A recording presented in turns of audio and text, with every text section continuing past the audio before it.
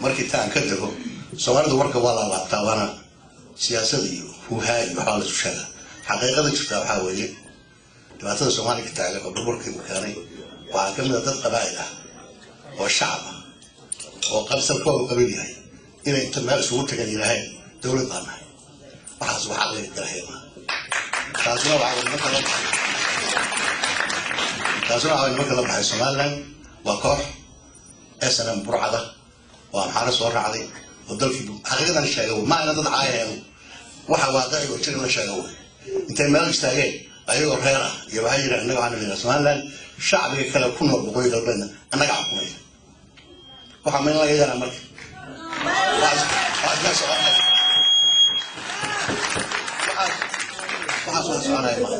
dad qabiila oo soo kooda qabiil yahay inta soo duulaan qabiil kale mana xukumi karaan mana gumaysan karaan lagana yeeli maayo oo taasana wana cadayaan taa markii laga soo dago dagaalada hadda ka socda loo sheegay oo nimankaas Sinaaya madaxda ka yahay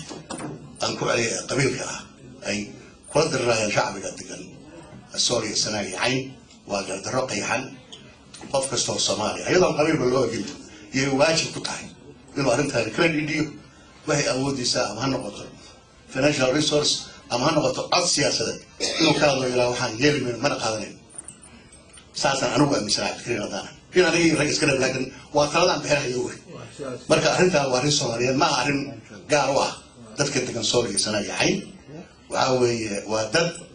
u shaqeeya jawaasiis ah oo u shaqeeya Ethiopia yaa raba Soomaaliya inay kala gooyaan yaa raba shacbiga Soomaaliya inay laayaan ayagoo huwan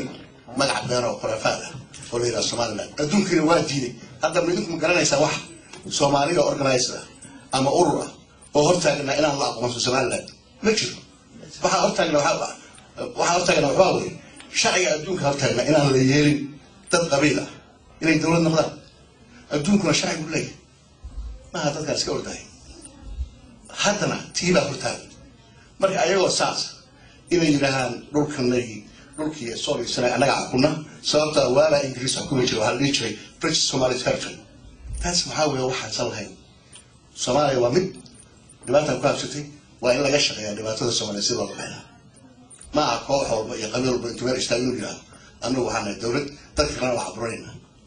waxa hadda ka socda boqoy galbeed waa taas waxa dadka shacbiga ee degan Soomaaliya sanay wax burayna waa taas marka qof kasta oo Soomaaliya waxaan kula talinayaa inuu arrinta ka dhigiyo kala dagaalamo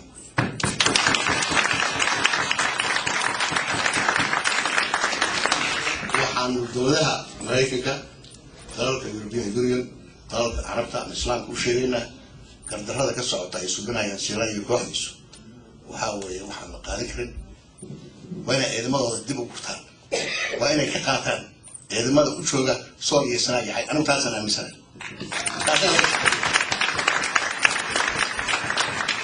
وعاوي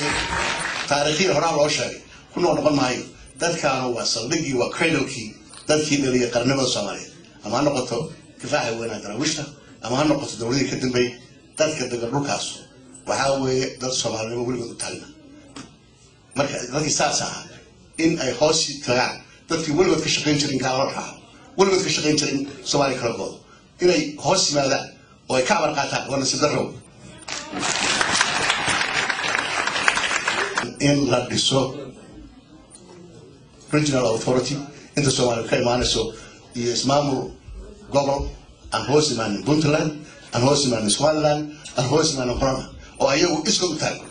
marka way mutaystaan taariikhiyan iyo caqliyan marka waxaan hay'adaha ugu fogaaday intaas baan rabaa inaan ilaaho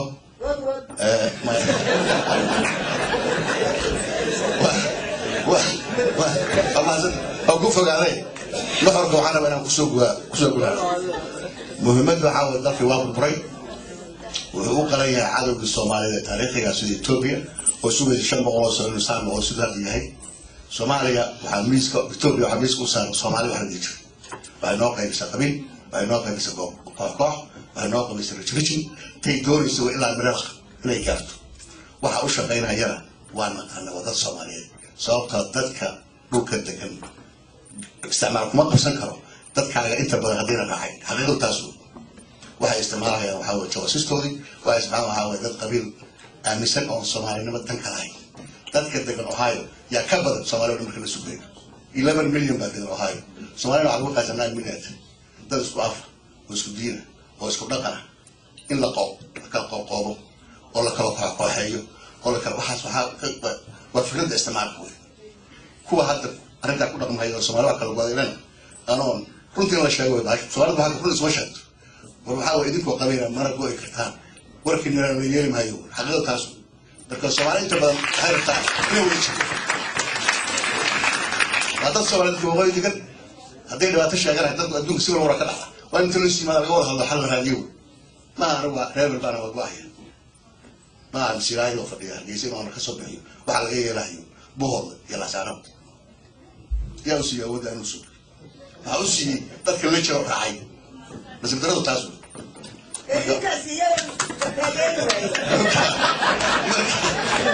marka waxaan ku soo xiraaya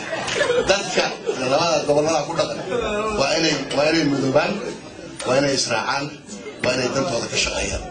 dantooda ah saldhiguna ومستقبل وعلوق بدل الصوماليين ستة معدو بلاتها كوارث الصومالي إن لقى